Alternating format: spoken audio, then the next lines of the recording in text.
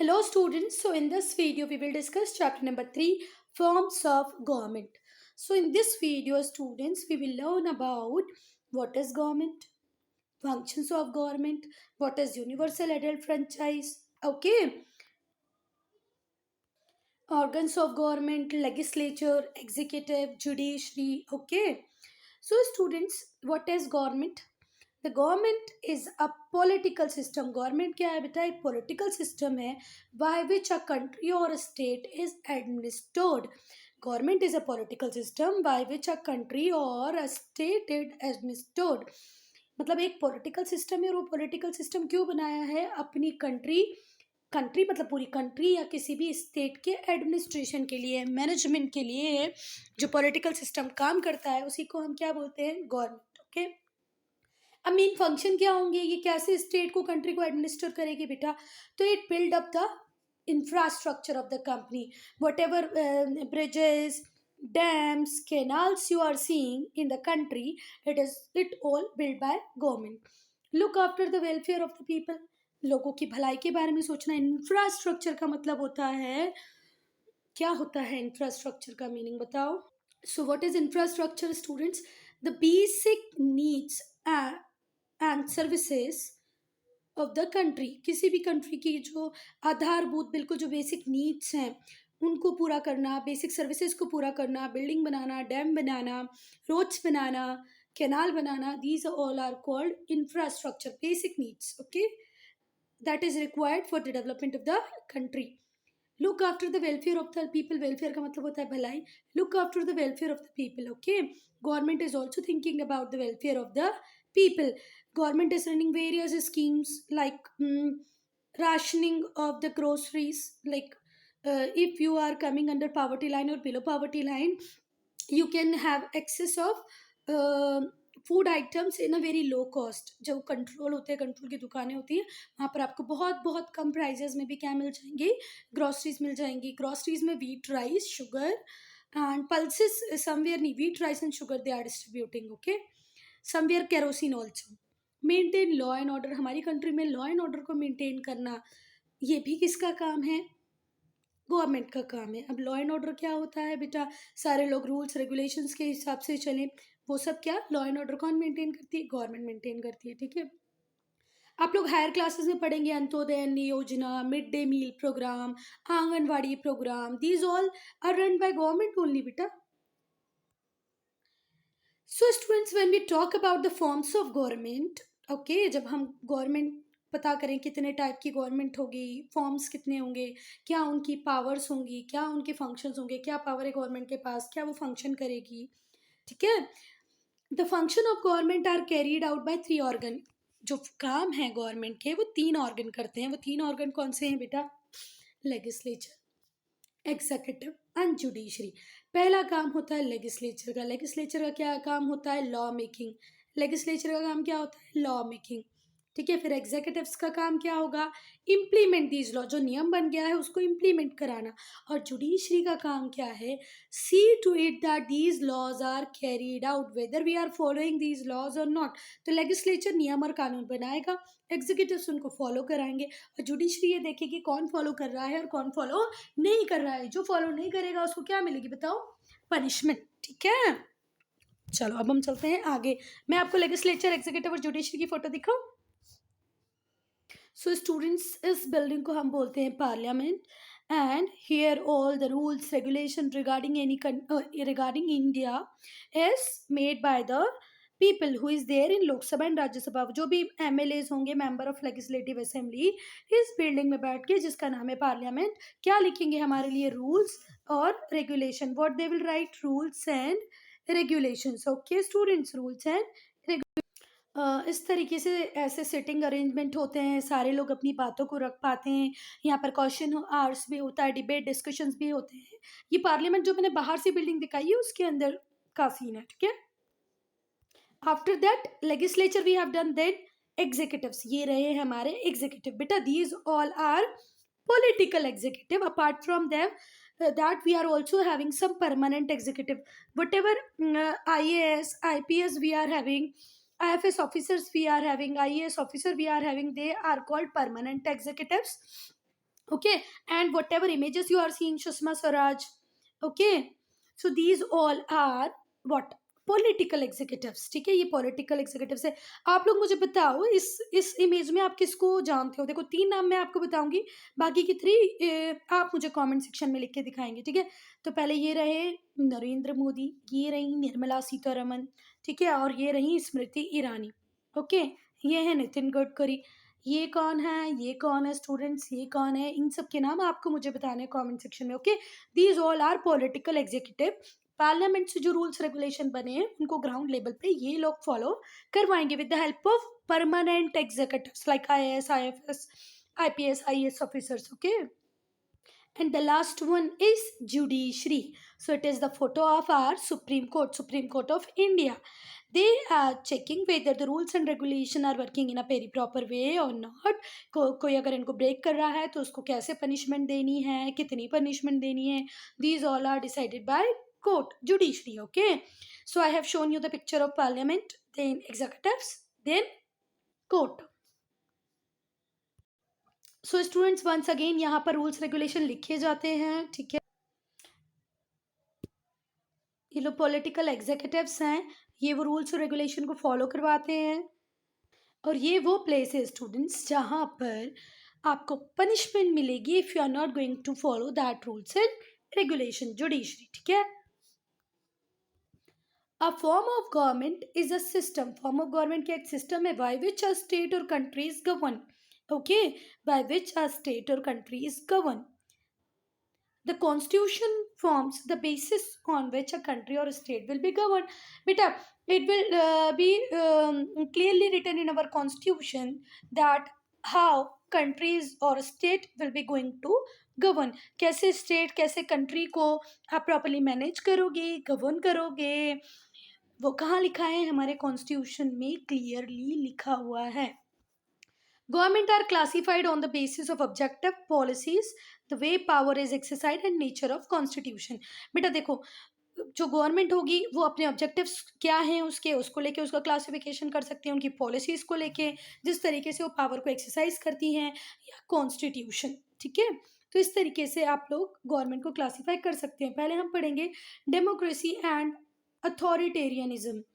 अब बेटा डेमोक्रेसी क्या होती है, it's very important definition. If you learn it here it will help you till 10th class. Okay, democracy is a democratic government and non democratic government और authoritarianism government. Democratic government और non democratic government, और non democratic government को हम क्या बोलते हैं बेटा, authoritarianism government, are classified on the basis of answerability of the people. See, government is if government is there, they will be answerable to the people. Why they are doing this, why they are collecting taxes, if policies and plans are there, why they have made that plans. Okay, so when we talk about democratic government, so the word democracy is drive from two word named demos and kratia. जो word है democracy वो 2 word से मिलके बना है, demos और क्रेटिया, ठीक है. These 2 words together mean authority of the people. Means democracy का मतलब क्या होगा, authority of the people.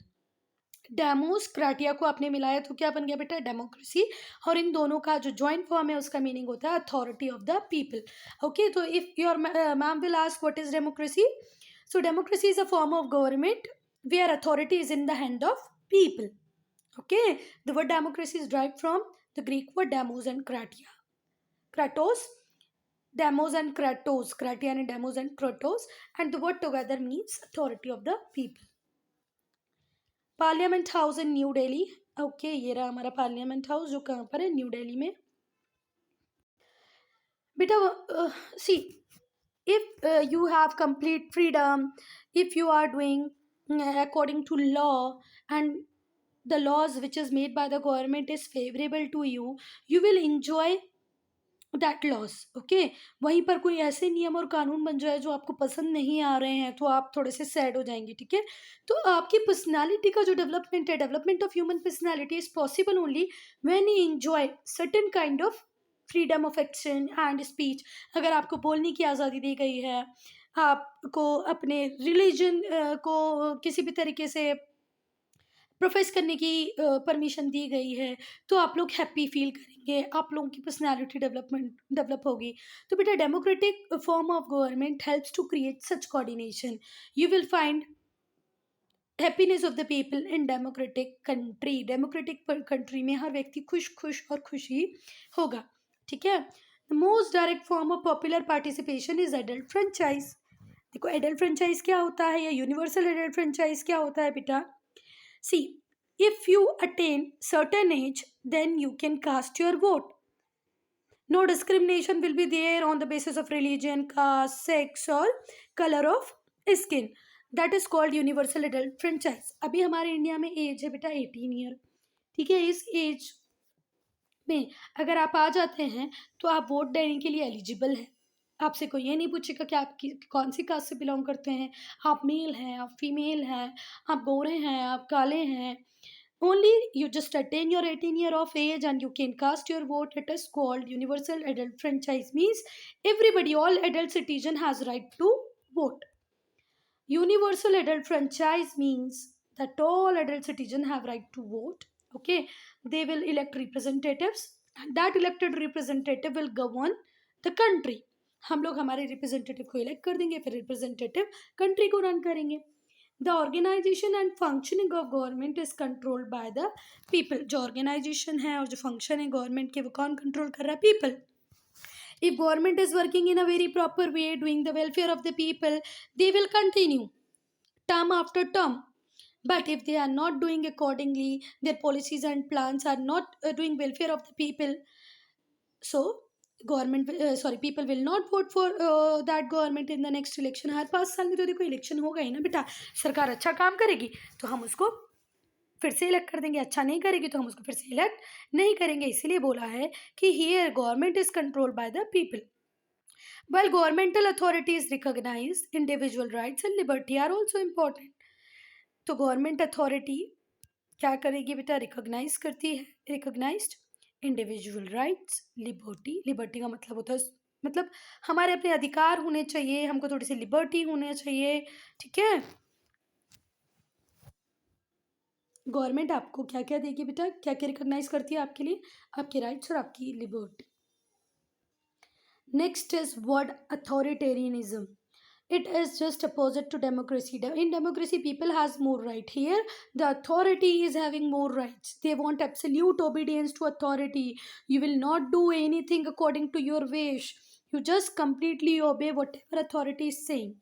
A very small group of people or social class or a strong political party control the decision making of government, and they are not allowing any space for general public to participate in decision making process. Okay, means every decision is taken by few people. Citizens are not allowed to raise any question. Yes, if they are working properly or not properly, you need not to participate in government process. Plus you are not allowed to raise any questions. But in a democratic government, जरा सा petrol का price भी rise हो जाता है तो हम government से पूछ सकते हैं, ठीक है। Authority, obedience and order play an important part. Authoritarianism में किसका इंपॉर्टेंट रोल होता है? Authority, obedience and order play an important role. Countries like Libya, Sudan, Myanmar, कौन सी कंट्रीज बेटा? लीबिया, सुडान, म्यांमार, आज भी इनमें मिलिट्री रूल है, ठीक है। However with people's movement and popular uprising, बहुत सारे लोग आसपास की कंट्रीज़ को देख के कि वहाँ पर भी तो डेमोक्रेसी है, लोगों के राइट्स को रिकॉग्नाइज किया जाता है, तो ये लोग भी क्या कर रहे हैं बेटा? हल्ला बोल टाइप, मतलब क्या कर रहे हैं? वो धरने वगैरह देते हैं, ठीक है, रैलीज निकालते हैं। So now gradually they are coming towards democracy. तो धीरे धीरे यहाँ भी डेमोक्रेसी आएगी, आ रही है। म्यांमार में तो फिर से मिलिट्री कूप हो गया, अभी रिसेंटली म्यांमार में फिर मिलिट्री कूप हुआ है। रिसेंटली नहीं, before 6-7 month there is a military coup in Myanmar. So first we have completed what authoritarianism versus democracy. Next is parliamentary and presidential. Okay, second parliamentary is presidential. The parliamentary and presidential form of government are based on the extent to which the executive and legislature are dependent or interdependent on each other. बेटा parliamentary और presidential form किन दो बातों पे depend करता है कि आपके एग्जीक्यूटिव और लेजिस्लेचर कितने डिपेंडेंट है और कितने इंडिपेंडेंट है. प्रेसिडेंशियल सिस्टम में क्या होता है बेटा, जो लेजिस्लेचर होता है और एग्जीक्यूटिव होती है, लेजिस्लेचर और एग्जीक्यूटिव दोनों बिल्कुल सेपरेट है। प्रेसिडेंशियल सिस्टम में लेजिस्लेचर बिल्कुल अलग काम करेगा, एग्जीक्यूटिव्स बिल्कुल अलग काम करेंगे। There is separation of power, दोनों की पावर में सेपरेशन होगा, थोड़ी पावर इनके पास है, थोड़ी पावर इनके पास होगी। But in parliamentary form of government, executive को ही हमने किसका पार्ट बनाया है बेटा, लेजिस्लेचर का, and there is fusion of power. ठीक है, यहाँ पर एग्जीक्यूटिव किसका ही पार्ट होगा, लेजिस्लेचर का ही पार्ट होंगे, और पावर का फ्यूजन होगा। Also in parliamentary system the head of state is separate from the head of government. Parliamentary system में जो हेड होगा कंट्री का, head of the state is separate from head of the government. So I hope you all know the name of India's president and prime minister. President Ramnath Kovind and prime minister Narendra Modi. तो बेटा देखो दोनों में difference है ना, हमारी की जो गवर्नमेंट है उसके हेड कौन है, नरेंद्र मोदी, और हमारे स्टेट के हेड कौन है, कंट्री। स्टेट मतलब ये एमपी यूपी की बात नहीं, स्टेट मीन्स पॉलिटिक्स में जब भी स्टेट पढ़ोगे तो उसका मतलब होता है, सिविक्स में स्टेट का मतलब होता है कंट्री। हमारी कंट्री के हेड है हमारे प्रेसिडेंट रामनाथ कोविंद।